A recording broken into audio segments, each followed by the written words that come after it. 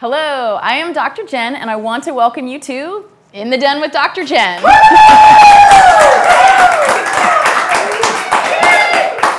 This is a place for sex talk, social commentary, and sexuality outside the box. So this fall, Indiana University released the National Survey of Sexual Health and Behavior in the Journal of Sexual Medicine. So this is the biggest and most comprehensive sex survey since 1994. Why should you care? Because you know, so many people are always wondering how they fit in sexually. Come on, I know. Aren't you always curious? Am I normal? Yeah, exactly. So they polled 5,865 Americans between the ages of 14 and 94. And to share the results of this survey with you, today we have one of San Diego's leading researchers, Jenn, our Den clinical researcher. Welcome, Jenn. Dr. Jenn, thank you so much for letting me return to your den. And you know, I have to say, your new decor, it's both very classy and sexy. Oh, thanks, Jenn. Now, what can you tell us about what Americans are doing sexually? You know, let's hear what you thought were some of the more interesting findings from this survey. Well, many people like to talk about orgasm, so let's start there. Well, Jenn, I think people like to do more than just talk about orgasms, but, you know, yes.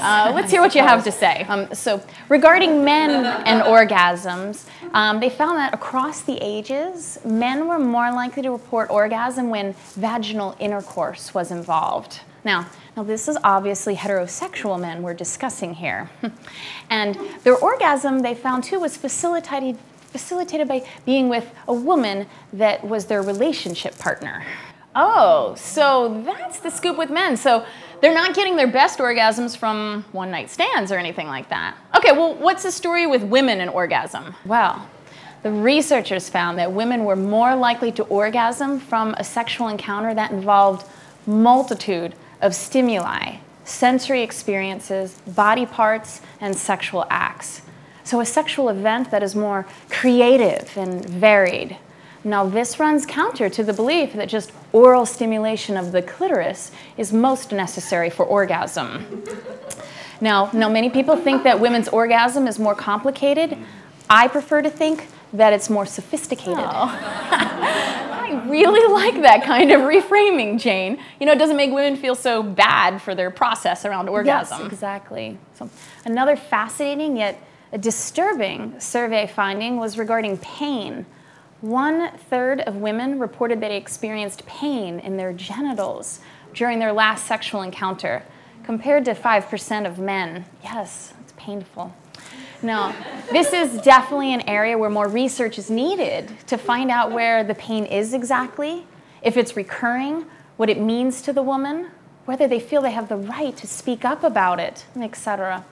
Now, I think we're going to be hearing a lot more about this in the future. Yeah, that is upsetting. I hope so. Okay, well, I know there was some research on adolescents aged 14 to 17. What'd you find out there? Excellent question. There are two findings that I think are good signs for teens and sexual health. The first is that 79% of the teen boys who are having sex reported that they used a condom the last time they had intercourse. Yes, I take this to be a sign that condom use is becoming more normalized with this generation, as well as responsibility around pregnancy and STIs. What's interesting is that the percentage of adult men reporting the same was only 25%. Wow. That is a large difference, and it does seem to indicate some generational culture change, I guess. Well, so what else about teens? Anything else interesting? Well, adolescents are much more likely to be masturbating than engaging in sexual activities with a partner. I think it's time that we can say publicly that teen masturbation is a good thing. And that's a good sign for the reduction of STIs and unwanted pregnancies. So, okay, any final interesting findings? Yes, well, I thought it was interesting that condom use is higher among Black and Latinos than among white Americans and those from other racial groups. And that adults overall who were using a condom for protection during intercourse rated their intercourse as pleasurable as those who did not use a condom during intercourse. I would say that sexuality education is having an impact. Yes, I would say that's a very positive thing as well. Thank you so much, Jenn, for educating the den.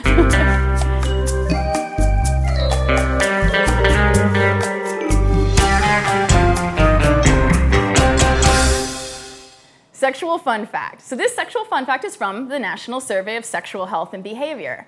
Question: what percentage of men said that their female sex partner had orgasm the last time they had sex? And second, what percentage of women said that they had orgasmed in their last sexual encounter with a man? What do you guys think? Any thoughts? 60-10. 60-10. Oh, 60-10. Yikes. It's not that bad, gratefully. 70-50. Getting closer. And you know what, actually? Oh, you're the close because it's about 20% off. So you get some cherry lube. Woo! Back row there. Nice. It was 85% of men said the woman had orgasmed and 64% of women said they had. So that was about a 21% difference. So are women faking it? Are men just remembering their sexual virility in a more positive light? Clearly, clearly more communication is needed. And now a brief word from our sponsor. This episode of In the Den with Dr. Jenn is sponsored by Good Old Gals, Women's Business Connections and Networking. And I'm wearing a Good Old Gals tie right now. So, now Good Old Gals isn't just a networking group. It's not just a group of old gals getting together. And it isn't about competing with other women for business. Good Old Gals is about creating relationships. It's about learning and laughing and growing. It's about supporting and nurturing the women around us and trusting that there's an abundance for all of us to tap into. Now, Good Old Gals started when a group of 4 women were chatting over a glass of wine, or probably 2 or 3 or 4, knowing these women, in Carlsbad, California, and decided that they wanted to do things differently. So they now have 7 locations around Greater San Diego where women meet for an hour and a half, usually once a month, for a meal, lunch a lot of times, and for networking, speaker, and lots of free prizes. So to learn more about this group and find a meeting that's close to where you live, visit them online at goodoldgals.com. And I particularly recommend the Del Mar group because I'm the meeting facilitator for that one.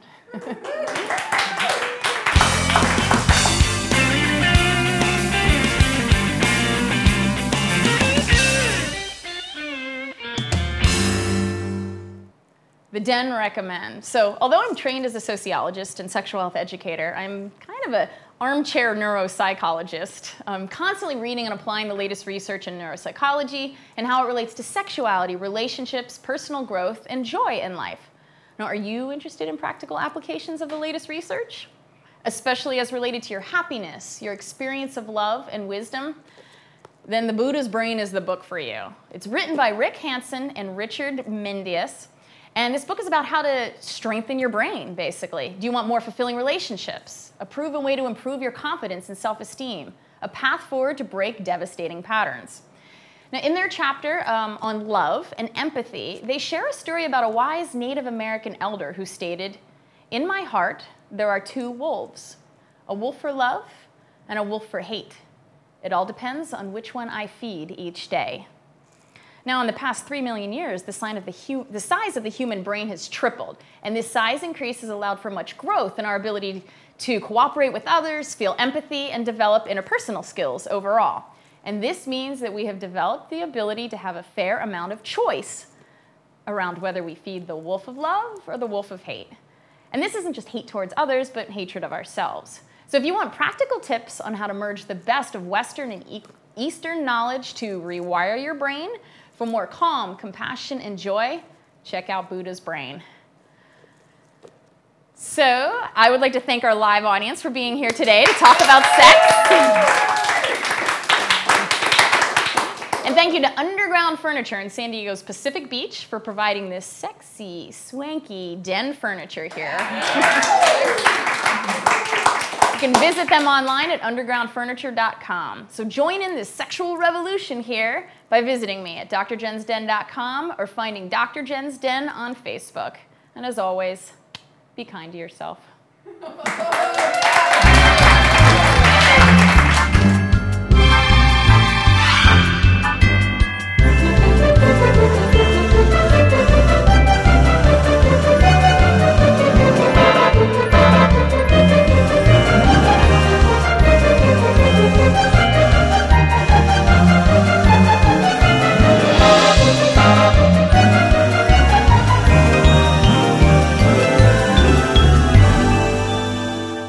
on the actual video of it, they'll be showing the picture next to me so, with their magic. Action. The Den recommends.